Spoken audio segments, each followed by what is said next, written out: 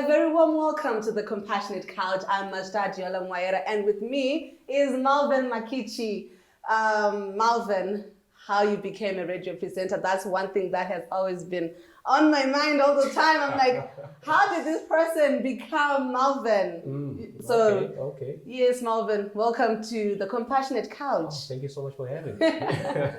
So, Melvin, how does it feel today to be on the other side of the interview? It feels kind of weird, but nonetheless, I'm I'm feeling good. At least, well, I get to tell my story. Yes. And, hope to inspire someone with your story. Yeah, obviously, I guess that's the main thing right here. Yes. So, Melvin, before we start about talking about anything else, how did Melvin come to be? Who is Melvin? Okay. Who is Melvin? Yes. Of course, that is a broad subject, man. Yes. Melvin Makichi. Oh, wow, man. I'm a man who was born 3.5 decades ago. Okay, yeah, that long. Trust me. Yeah, I know I don't look my age, but trust me, I was born 35 years ago in a little town called Chi-Town, not far from here. Yes. And I grew up in a family of 3. Okay, though of course later on you get to discover I had siblings from both sides of my parents. Yes. Okay, so that's the kind of family that I grew up in. It was an extended family. It was awesome. I grew up in the high density suburbs, a ghetto for most of my life. In fact, that's where I still am. I grew up in DZ. We used to live in Kwazana. We moved to DZ. I've been staying there for more than 20 years now. It's been home for me, and it's been awesome. I'm a typical ghetto boy, and yeah, pretty much that's who I am. Yeah. Is that where you get your energy? Well, kind of, man. The ghetto is full of vibe. It's full of all kinds of everything. So you have to choose who you want to be at the end of the day. And now that you're actually saying that you came from the ghetto, my question is very simple. Most of the times people associate the ghetto with the negative. I just have to. I just had to say it. And now here you are not just a radio presenter, but for Adventist World Radio.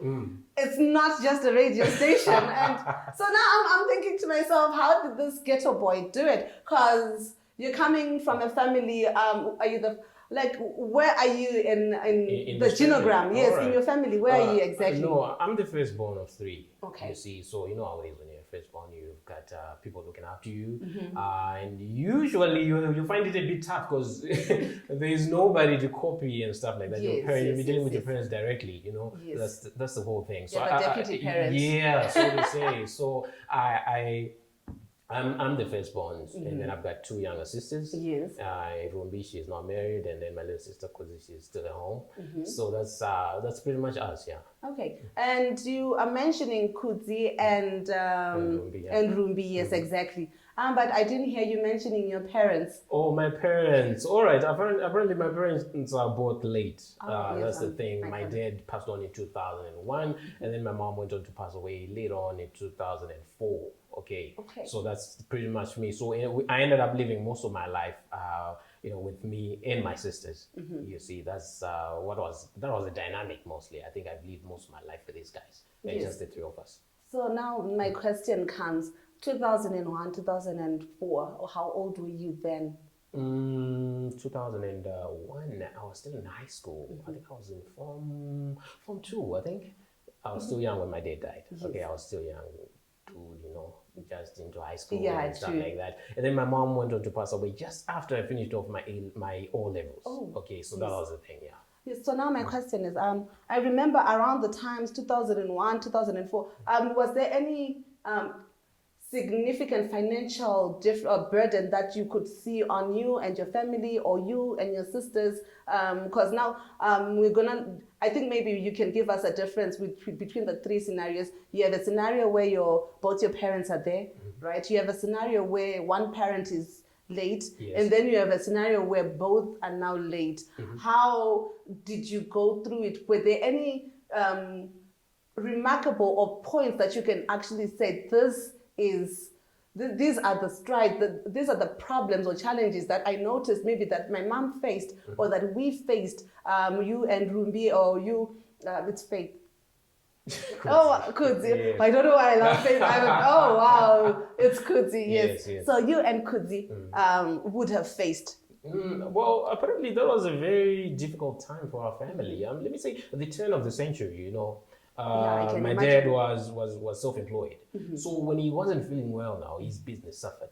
Okay, so that means that his Naturally. family gets to suffer financially. You Yes, see, that's true. that was the situation with us. So it wasn't really a good space that we were in at that time. So when my dad died, now things went from bad to worse, so to say, because he was our pillar of strength. He was the man who was working. He was the breadwinner. Yes, yes, yes. You see now. So I think that took a toll on my family so much financially, and it took a toll on my mom as well.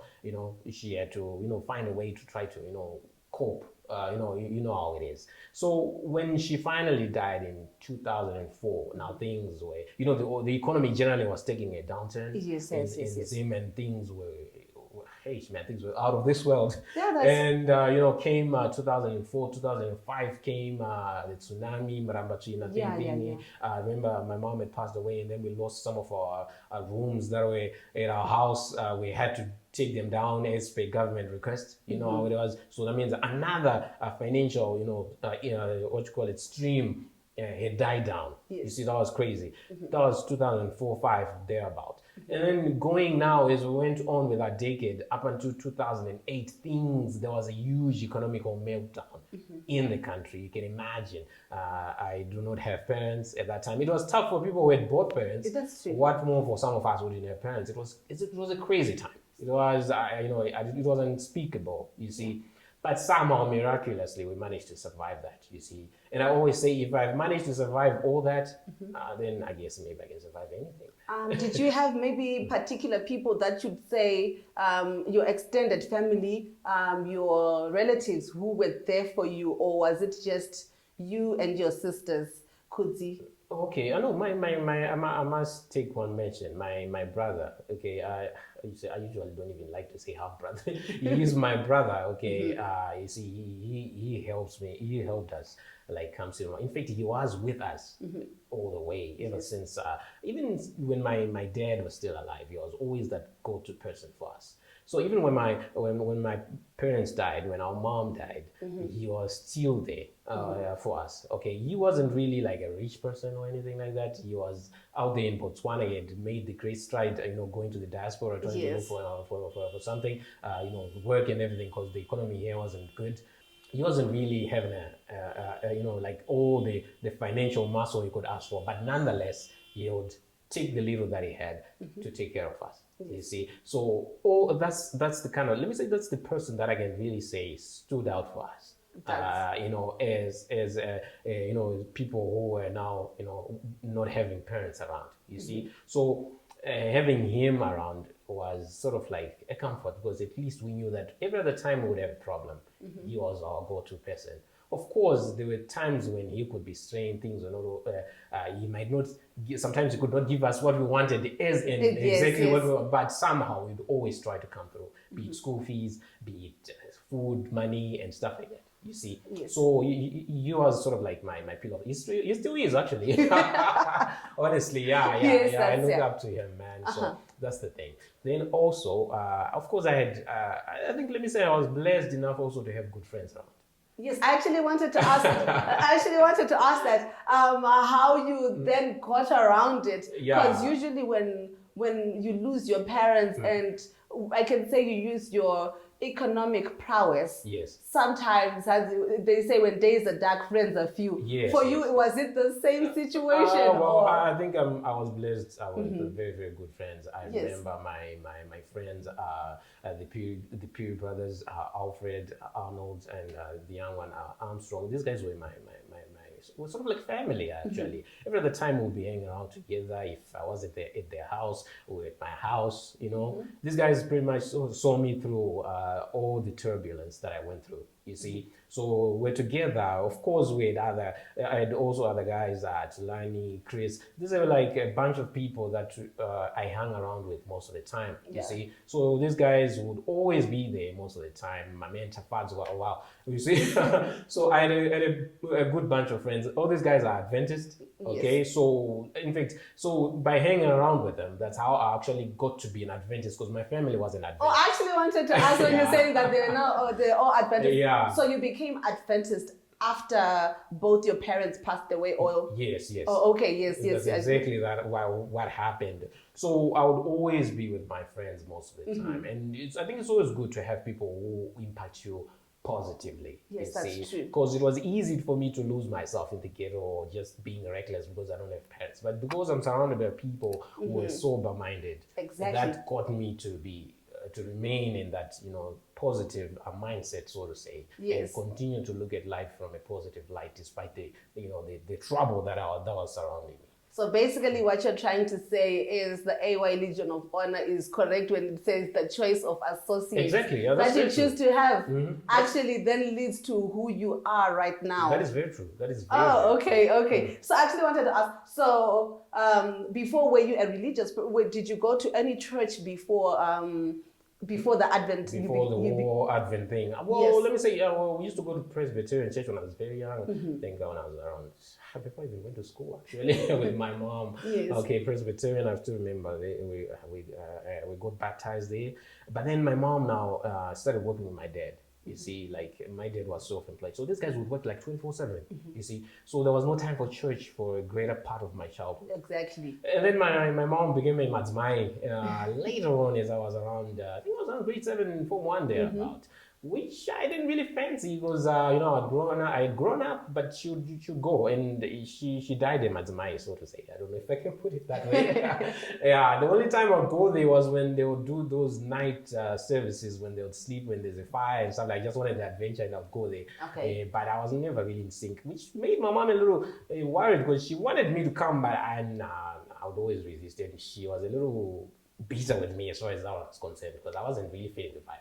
So, knowing the current movement from broadcast to baptism, so this was from friendship to baptism, kind of. Well, kind of, because I still remember what actually made me love Adventism was the fact that my friend, I remember we were in Form 3 actually, before my mom died. He invited me, let's go to church. And it was a quarterly meeting, and we were somewhere in Kwazana there. Yes. And it was my first time attending an Adventist, services in church and stuff like that. And I loved one thing about Adventism, the order, man. You see, people are not all over the place. Like what usually happens in some of these churches. Yeah, that's true. And, of course, we don't want to do that.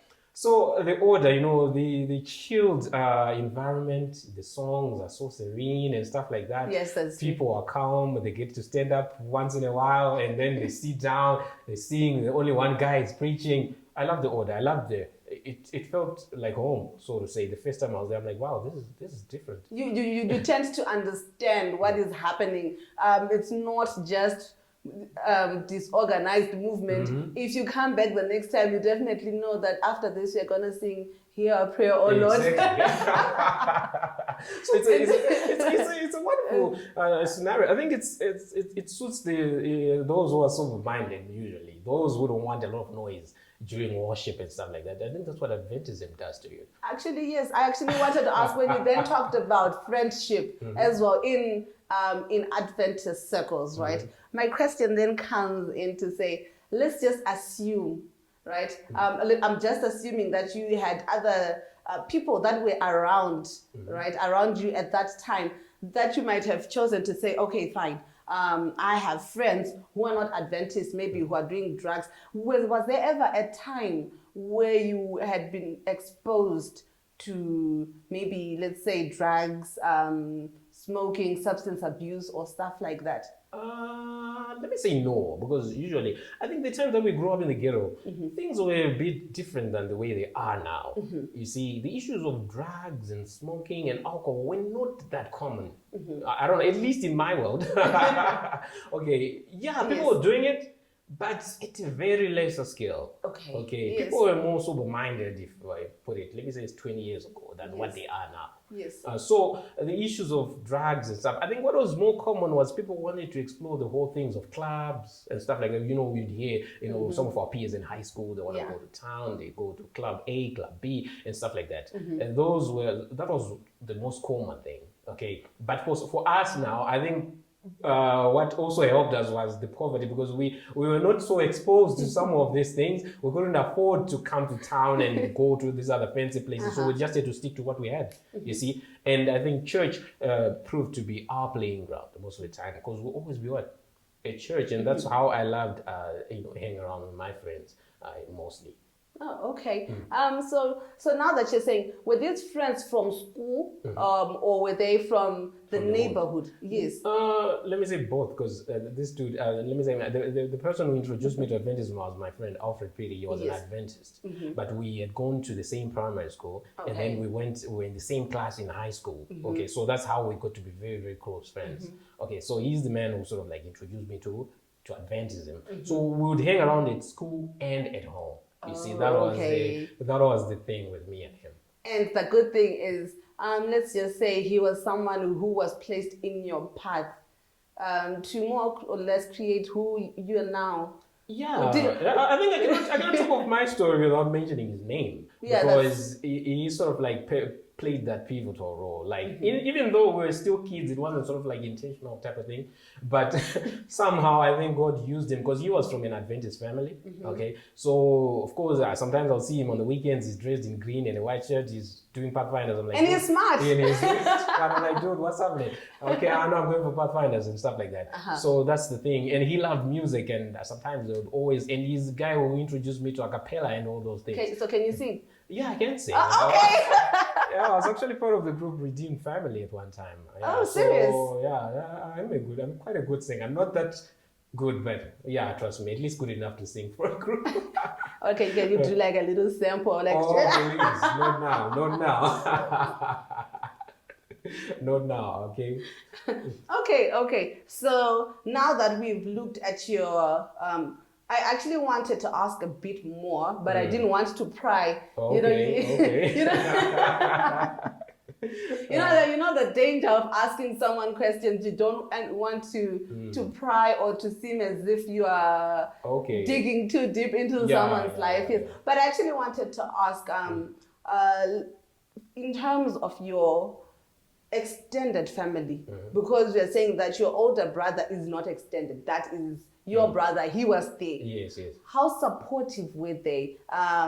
What are there any people that you'd say it might not be financially, because like you mentioned that you naturally faced a financial strain. Yes. Which could also actually. Okay, let me not ask this question first, but you should answer it, because I actually want to... Okay, I see where you're getting at. I see where you're going right there. Okay, the extended family, were they there? Well, unfortunately, I cannot say they're there. Okay. I think I mentioned my brother most because I think he stood out, because, when others didn't step up. Okay, so that was the situation, the sad situation that we were in. Of course, people had their own reasons. Which was fine. And of course, we're also going through an economic turmoil. Yes. People were battling to even feed their own families. Yes, so that's who true. would now want to take the burden of wanting to, to add three more kids? You see, it's crazy. You see, so to some extent, you don't blame people for that. You just go like, okay. And now that we've grown up, we understand. That's life. That's life, yeah. But actually, do you think that it had it had a way, or like is there let me say it, did it structure how you see life now? I must say, yeah, it does. It sure does. Because sometimes you find that you end up not really valuing family. Should I say in Shona call it wukama that much? Yes. Yeah. Okay. Yes. Why? Because sometimes you feel like maybe it's just because people we of course we're related, blood related, but sometimes when you lose your own parents. People that you are related to tend to move away, and then you feel like maybe they are just because their relatives have died. Now they don't really get to step up as much as they were supposed to. You see, their visits are not as frequent as they used to. You see, so I'm sure it has sort of like shaped the way I see life and the way I see people in particular. That sometimes in life people don't get to step up for you. You see, I feel like it's only your parents that can really sacrifice for you as an individual and be there for you through thick and thin. Trust me, nobody else. It's if there's anybody who's not really your parent who's stepping up for you, God bless that person. Because trust me, people naturally don't do that. Yes, that's I think that's probably my take as far as life is concerned.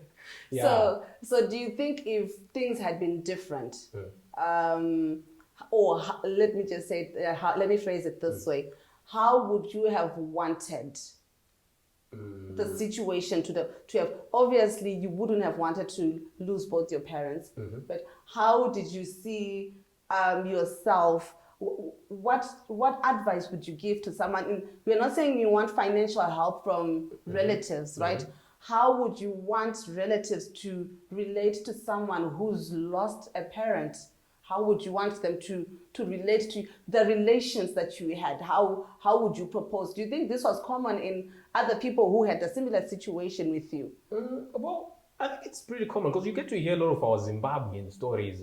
They're full of turmoil after somebody loses a parent, especially a male figure, the father of the family dies. You always hear these and crazy stories. I think we need to move from that kind of setup as Zimbabweans in particular. I don't know about other people, but as Zimbabwe, I think we need to improve on that. You know what? Because when you lose a parent, you're losing your support system. That's okay? True.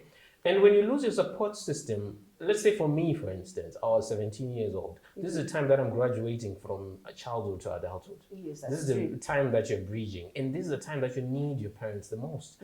Because then you need to have that guidance as far as life is concerned, as far as academics are concerned. You know, the different, you're now moving away from the school setup. Now you're facing life and you need support. Okay, not only financial, but just, moral support. Yes, because you mentioned that your brother was in Botswana. So that's what then led me to ask, okay, fine, your brother was in Botswana. He was providing the financial side. I wouldn't know, was there any shift in the types of schools that you went to when you had both or just one of your parents, or as compared to the other times? Was there a shift in...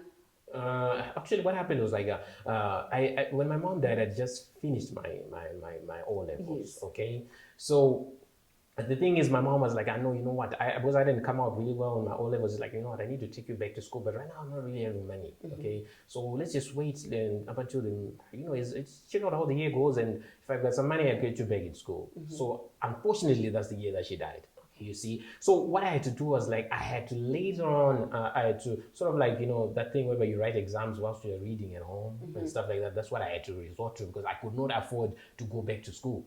I have got siblings who are in school. I can't be in school full time.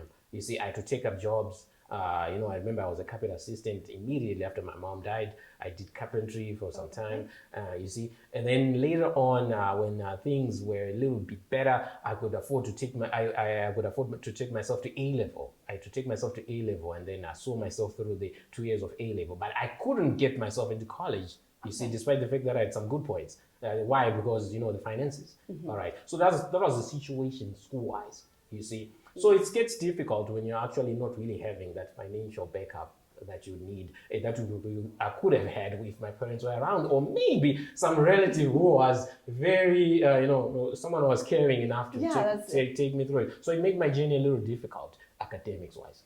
I like the fact that you said a little difficult, but I would choose a little challenging, because what I'm seeing right now is someone who was like, okay, I have felt this.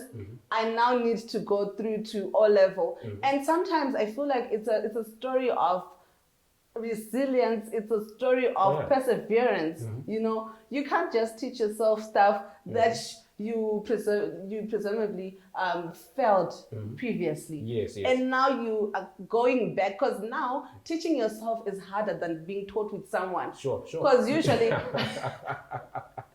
when someone teaches you, they try to teach you a shortcut, but finding or trying to create your own shortcut so that you understand. But I actually feel that's one thing that actually brought you to be who you are right now. Well, yeah.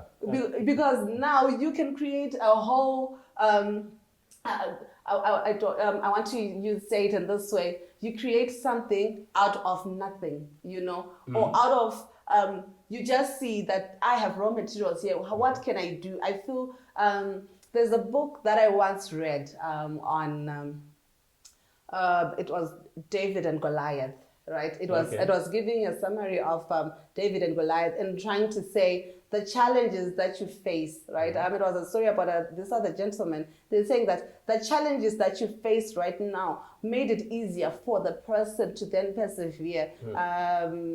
in the future. David and Goliath. You remember when it's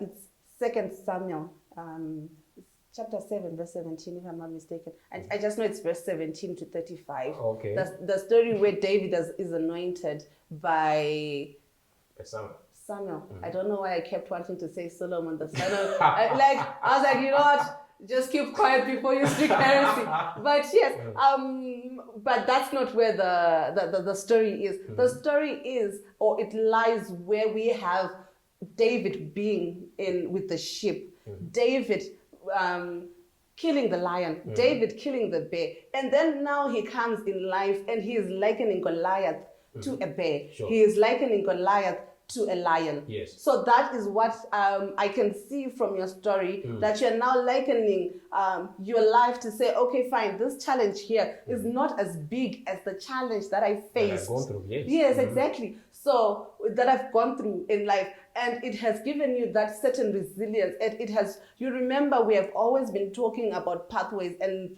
that you need to create within yourself. And sometimes you need someone to tell you that, Melvin, you know what? That was actually a very positive pathway that has brought you to be who you are. And we forget to count or to record our good things that we have done. And this is why you notice that, like you were saying, these days, 2008 was worse than now. Than now. Yes, Yeah, 2008 was worse.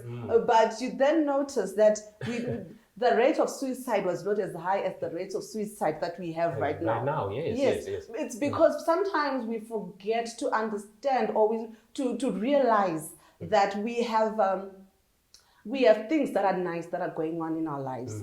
I usually love to let's end this on a little exercise like that I usually love to give to people. I think this would actually try to sum up your life and how you took your life. Where I usually love to give, it's called 3 good things. So for every bad thing that you choose to mention, I want you to give 3 good things. Okay. Yeah, it forces you to. All right. So yes, for every bad thing, you need to have 3 good things. 3 good things. And I usually love telling people that sometimes there's a time where everything is going south, and you have reached or hit rock bottom. So 3 good things. Number 1, check your pulse. Oh, really? How do you check it? How do I even check my pulse? You check it. Okay. Yes. Number 2. So yes, number 1, you have to check your pulse. Okay. Number 2, breathe in and breathe out. Okay. Those are 3 good things. You are still breathing, you're still alive, you still matter, we still love you. All right. Yes. So that's what I get when you talk. So remember that you have 3 good things for everything that's bad that's happening. And I love this other story. When you've reached rock bottom, there's nowhere else left for you to go except to go out. So try to always remember that you have 3 good things. If you don't have anything, check your pulse, breathe in, breathe out, and you're done. And you're done. Yes. And yes, that was. Do you have any other comments before we have to leave our listeners? I think what I can just say is that you know what, the Lord is there. Okay, I think that's one thing that I can always pick out as far as I look at my life. Is I realize that the Lord has always been present. You see, there's so many things that can happen to us in life.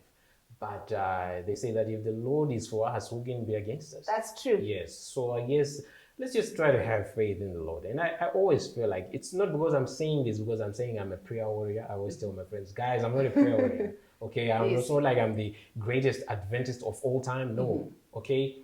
But I think God's love is so broad and so deep that even the best of our preachers fail to define it. Okay, that's God for you. And I feel like, trust me, if you're going through whatever that you could be going through, trust me, one day the Lord will rise up and he will put you in the right place that you're supposed to be. Something like that. Yes, thank you so much, Melvin, for sharing your wonderful story. It has been so awesome getting to hear more about you and the person behind the microphone. Anyway, Anyways, thank you so much for joining the Compassionate Couch. Join us next week. This has been the Compassionate Couch, and don't forget to join us next week for more interactive stories here. And I would love to hear more about you, but I will not put you on the hot side again. But don't forget to join us. Thank you so much for tuning in.